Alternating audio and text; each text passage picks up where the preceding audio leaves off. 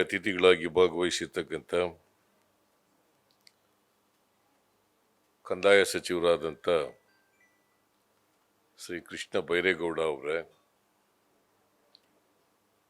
ಇನ್ನೊಬ್ಬರು ಸಚಿವರಾದಂಥ ಶ್ರೀ ಬೈರ್ತಿ ಸುರೇಶ್ ಅವರೇ,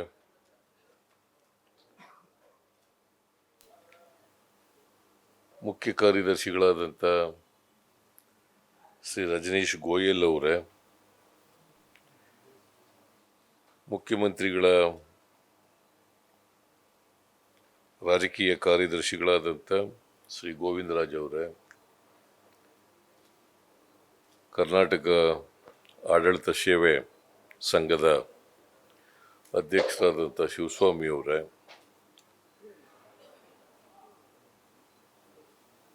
ವೇದಿಕೆ ಮೇಲಿರ್ತಕ್ಕಂಥ ಎಲ್ಲ ಆಹ್ವಾನಿತರೆ, ಇಲ್ಲಿ ಸೇರಿರ್ತಕ್ಕಂಥ ಎಲ್ಲ ಆತ್ಮೀಯ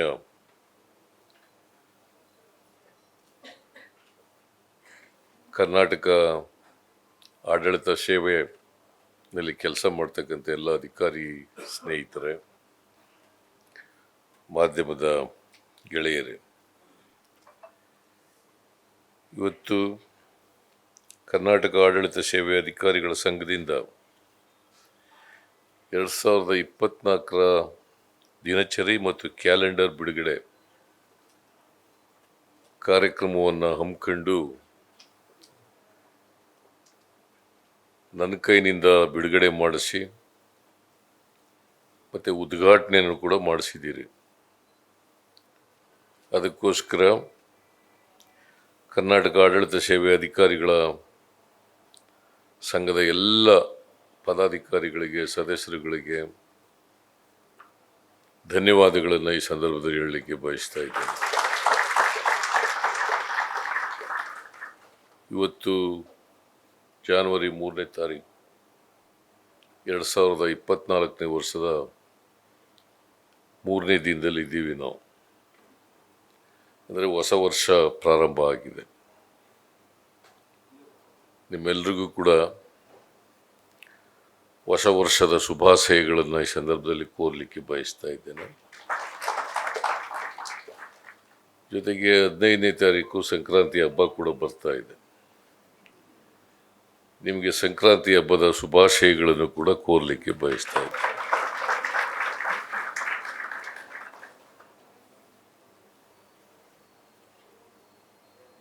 ಇವತ್ತು ಒಂದು ದಿನಚರಿಯನ್ನು ಪ್ರತಿ ವರ್ಷದಂತೆ ಕ್ಯಾಲೆಂಡರನ್ನು ಕೂಡ ಹೊರತರ್ತಕ್ಕಂಥ ಕೆಲಸವನ್ನು ಮಾಡಿದ್ದೀರಿ.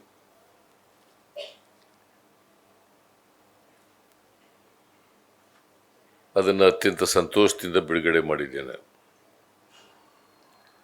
ಉದ್ಘಾಟನೆಯನ್ನು ಕೂಡ ಸಂತೋಷದಿಂದ ಮಾಡಿದ್ದೇನೆ. ಹೊಸ ವರ್ಷ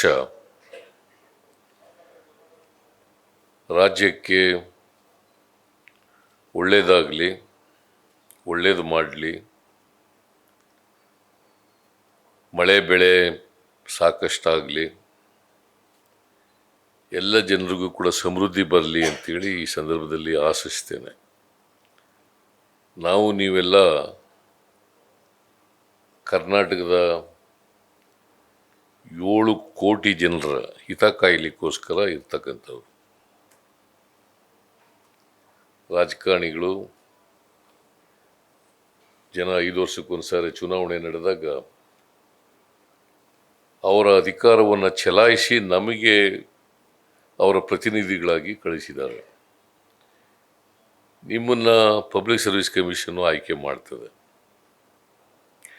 ಆಯ್ಕೆ ಮಾಡಿದ ಮೇಲೆ ನಮಗೂ ನಿಮಗೂ ವ್ಯತ್ಯಾಸ ಏನಪ್ಪ ಅಂತಂದರೆ, ನೀವು 30 ವರ್ಷ ಗ್ಯಾರಂಟಿಯಾಗಿ ಇರ್ತೀರಿ, ನಾವು 5 ವರ್ಷಕ್ಕೊಂದ್ಸರಿ ರಿನ್ಯೂ ಮಾಡ್ಕೋಬೇಕು. 5 ವರ್ಷಕ್ಕೊಮ್ಮೆ ನಮಗೆ ರಿನ್ಯೂವಲ್ ಆಗಬೇಕು. ಜನರು ರಿನ್ಯೂವಲ್ ಮಾಡಿದ್ರೆ ಮತ್ತೆ ಬರ್ತೀವಿ, ಮಾಡಲಿಲ್ಲ ಮನೆಯಲ್ಲಿ ಇರ್ತೀವಿ. ಸೊ ಆದರೆ ನಿಮ್ಗೆ ಹಂಗಿಲ್ಲ, 30 ವರ್ಷಗಳ ಕಾಲ ನಿರಂತರವಾಗಿರ್ತೀರಿ.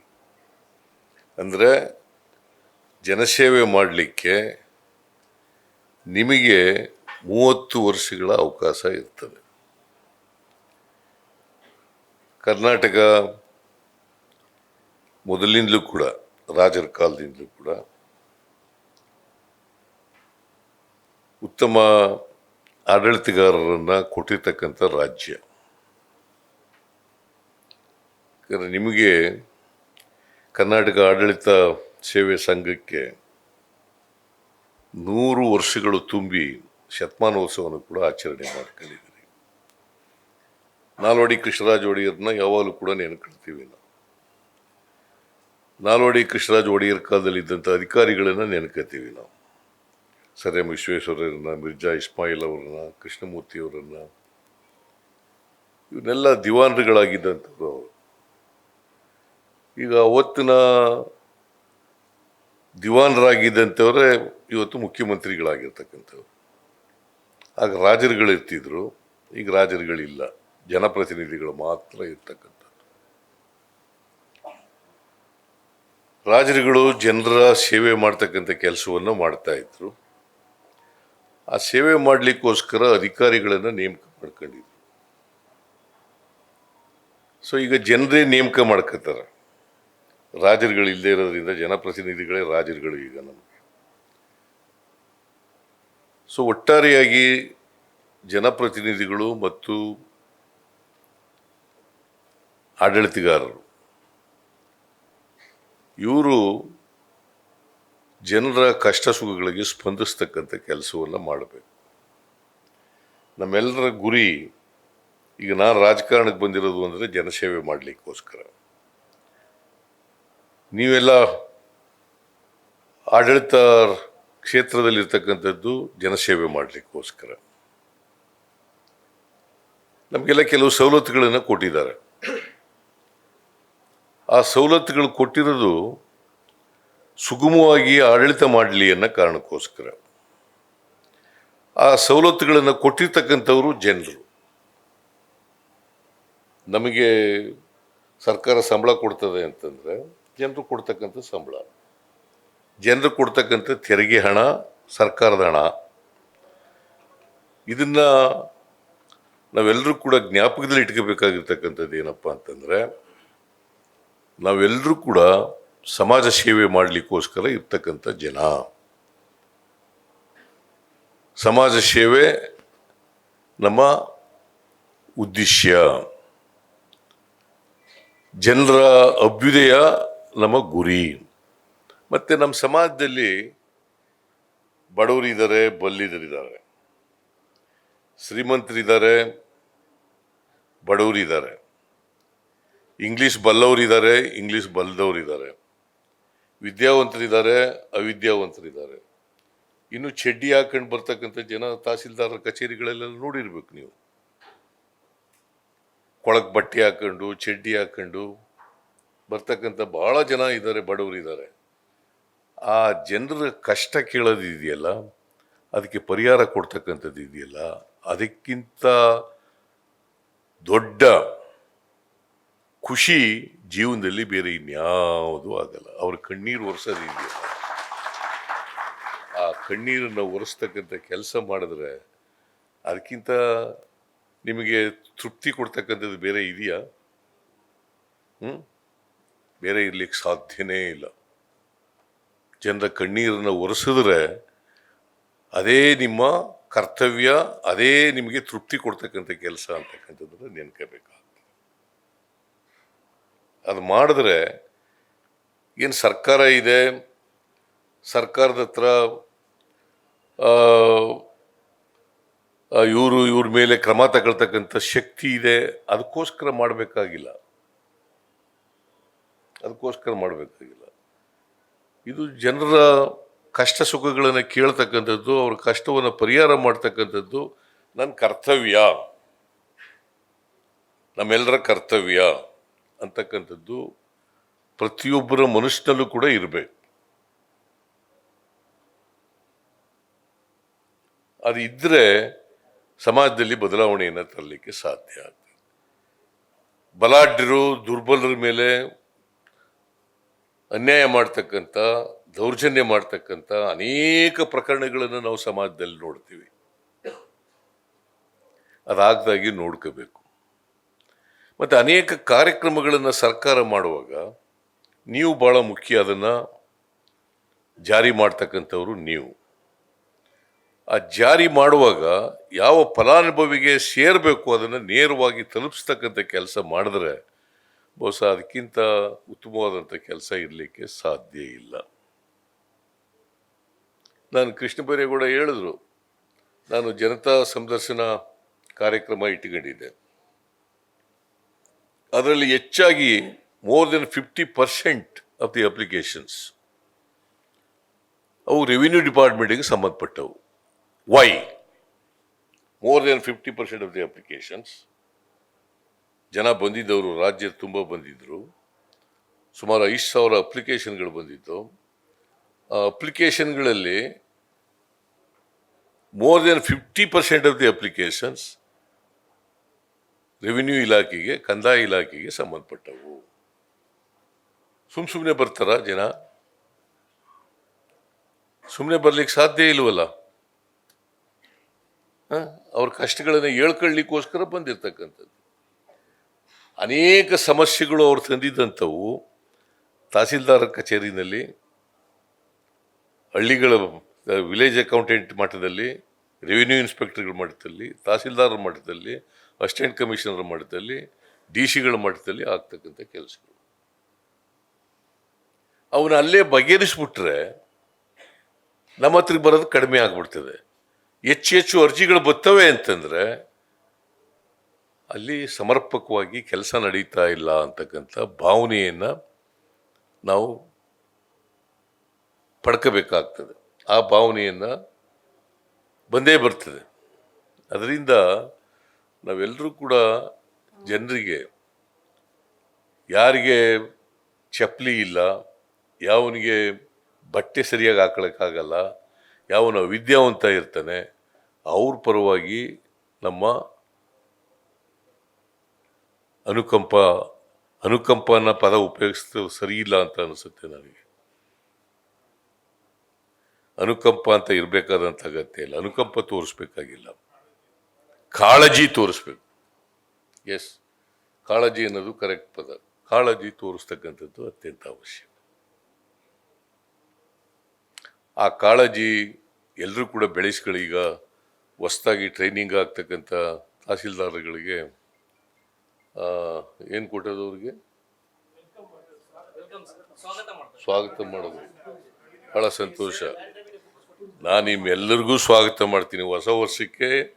ಎಲ್ಲ ನಿಮ್ಮಲ್ಲಿ ಎಷ್ಟು 590 ಜನ ಇದ್ದಾರಾ? 474 ಜನ. ಅಷ್ಟು ಜನಕ್ಕೆ ಸ್ವಾಗತ ಮಾಡ್ತೀನಿ. ಆ ಹೊಸಬ್ರಿಗೂ ಸ್ವಾಗತ ಮಾಡೋಣ.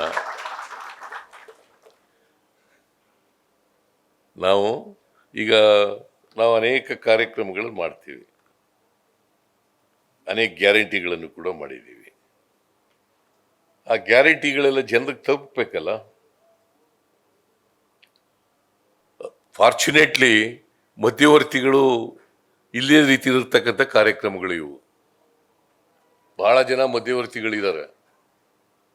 ನೀವು RTO ಆಫೀಸ್ಗೆ ಹೋದರೆ ಮಧ್ಯವರ್ತಿಗಳದೇ ಹಾವಳಿ. ನಾವು ಒಂದು ಸಾರಿ ಲಾಯರ್ ಆಗಿದ್ದಾಗ, ಟ್ರಾನ್ಸ್ಪೋರ್ಟ್ ಮಿನಿಸ್ಟರ್ ಆಗಿದ್ದಾಗ ಹೋಗಿದ್ದೆ ಮೈಸೂರು. ಅವ್ರು ನನಗೆ ಕೇಳ್ತಾರೆ ಏನಾಗಬೇಕು ಸಾರ್ ಅಂತ.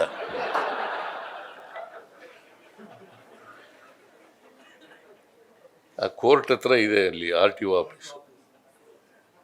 ಅಲ್ಲಿ ಹೋಗಿದ್ದೆ ನಾನು. ಟ್ರಾನ್ಸ್ಪೋರ್ಟ್ ಮಿನಿಸ್ಟರ್ ಆಗಿದ್ದೆ 2079 ಅಲ್ಲ 1979 89 ಎಸ್ 89ನಲ್ಲಿ ಹೋಗಿದ್ದೆ. ನಾನು ಒಂದು 8 ತಿಂಗಳು ಟ್ರಾನ್ಸ್ಪೋರ್ಟ್ ಮಿನಿಸ್ಟರ್ ಆಗಿದ್ದೆ. ಆಗ ನೋಡೋಣ, RTO ಆಫೀಸ್ ನೋಡೋಣ ಅಂತೇಳಿ ಹೋಗಿದ್ದೆ. ಅಲ್ಲಿ ಹೋದ್ರೆ ಒಬ್ಬ ಏಜೆಂಟು ನನಗೆ ಏನು ಬೇಕು ಸರ್ ನಿಮಗೆ ಅಂತ ಕೇಳಕ್ಕೆ ಅವನೇ ಬಂದವ. ನಾನು ಈ ಮಧ್ಯವರ್ತಿಗಳಿದಾರಲ್ಲ, ಇವರು ಎಲ್ಲ ಕಡೆನೂ ಇರ್ತಾರೆ. ತಹಸೀಲ್ದಾರ್ ಕಚೇರಿ ಇರ್ತಾರೆ, ಅಸಿಸ್ಟೆಂಟ್ ಕಮಿಷನರ್ ಕಚೇರಿ ಇರ್ತಾರೆ, DC ಕಚೇರಿಗಳು ಇರ್ತಾರೆ, ಎಲ್ಲೆಲ್ಲೂ ಇರ್ತಾರೆ ಅವರು. RTO ಕಚೇರಿಗಳು ಜಾಸ್ತಿ. ಮತ್ತು ಸಬ್ ರಿಜಿಸ್ಟ್ರಾರ್ ಕಚೇರಿ ಇದೆಯಲ್ಲ ಅಲ್ಲಿ ಇನ್ನೂ ಜಾಸ್ತಿ. ಸಬ್ ರಿಜಿಸ್ಟ್ರಾರ್ ಇರ್ತಾರಲ್ಲ ಅಲ್ಲಿ ಜಾಸ್ತಿ. ನೀವೆಲ್ಲ ಸಬ್ ರಿಜಿಸ್ಟ್ರಾರ್ಗಳಿಲ್ಲ ಅಂತ ಹೇಳೋಣ, ತಹಸೀಲ್ದಾರ್ಗಳಾಗ್ತೀರಿ ನೀವೆಲ್ಲ. ಅಸಿಸ್ಟೆಂಟ್ ಕಮಿಷನರು, ತಹಸೀಲ್ದಾರರು, ಆಮೇಲೆ ಕನ್ಫರ್ಡ್ IAS ಸಿಕ್ಕಿದ್ರೆ ಬೇರೆ ಬೇರೆ ಭಾಗಗಳಲ್ಲಿ ಕೆಲಸ ಮಾಡ್ತಕ್ಕಂಥ ಅವಕಾಶ ಸಿಗ್ತದೆ. ಭಾಳ ಮುಖ್ಯ. ಈಗ ನೀವು ಕರ್ನಾಟಕ ಆಡಳಿತ ಸೇವೆಯಲ್ಲಿ ಕೆಲಸ ಮಾಡ್ತಕ್ಕಂಥವ್ರು ಇದ್ದೀರಲ್ಲ, ನೀವು ಭಾಳ ಪ್ರಮುಖ. ಜನರು ಮತ್ತು ರಾಜಕಾರಣಿಗಳ ಮಧ್ಯದಲ್ಲಿ ಕೆಲಸ ಮಾಡ್ತಕ್ಕಂಥವ್ರು. ನೀವು ಉತ್ತಮವಾಗಿ ಕೆಲಸ ಮಾಡಿದ್ರೆ ಸರ್ಕಾರಕ್ಕೆ ಒಳ್ಳೆಯ ಹೆಸರು ಬರ್ತದೆ. ನೀವು ಉತ್ತಮವಾಗಿ ಮಾಡಲಿಲ್ಲ ಸರ್ಕಾರಕ್ಕೆ ಒಳ್ಳೆಯ ಹೆಸರು ಬರಲ್ಲ. ನಮಗೆಲ್ಲ ಒಳ್ಳೆಯ ಹೆಸರು ಬರಬೇಕಾದ್ರೆ ನೀವೆಲ್ಲ ಒಳ್ಳೆಯ ಕೆಲಸ ಮಾಡಬೇಕು. ಸೊ ಅದು ಮಾಡ್ತೀರಿ ಅಂತಕ್ಕಂಥ ಆಶಯ ಇಟ್ಕೊಂಡು ಹೊಸ ವರ್ಷ ನಿಮ್ಗೆಲ್ರಿಗೂ ಕೂಡ ಹೊಸತನವನ್ನು ತಂದುಕೊಡ್ಲಿ ಅಂತೇಳಿ ಈ ಸಂದರ್ಭದಲ್ಲಿ ಹಾರೈಸಿ, ನನಗೆ ಕರೆದು ಈ ವರ್ಷದ ದಿನಚರಿ ಮತ್ತು ಕ್ಯಾಲೆಂಡರನ್ನು ಬಿಡುಗಡೆ ಮಾಡ್ತಕ್ಕಂಥ ಅವಕಾಶ ಕಲ್ಪಿಸ್ಕೊಟ್ಟಿದ್ದಾರೆ. ಮತ್ತೊಮ್ಮೆ ಕರ್ನಾಟಕ ಸೇವಾ ಸಂಘದ ಕರ್ನಾಟಕ ಆಡಳಿತ ಸೇವೆ ಅಧಿಕಾರಿಗಳ ಸಂಘದವರಿಗೆ ಮತ್ತೊಮ್ಮೆ ಧನ್ಯವಾದಗಳನ್ನು, ಮತ್ತೊಮ್ಮೆ ಹೊಸ ವರ್ಷದ ಶುಭಾಶಯಗಳನ್ನು ಕೋರಿ ನನ್ನ ಮಾತನ್ನು ಮುಗಿಸ್ತೇನೆ. ನಿಮ್ಮೆಲ್ರಿಗೂ ನಮಸ್ಕಾರ. ನ್ಯೂಸ್ ಫಸ್ಟ್, ನಿರ್ಭೀತಿಯಿಂದ ನಿಮ್ಮ ಪರವಾಗಿ.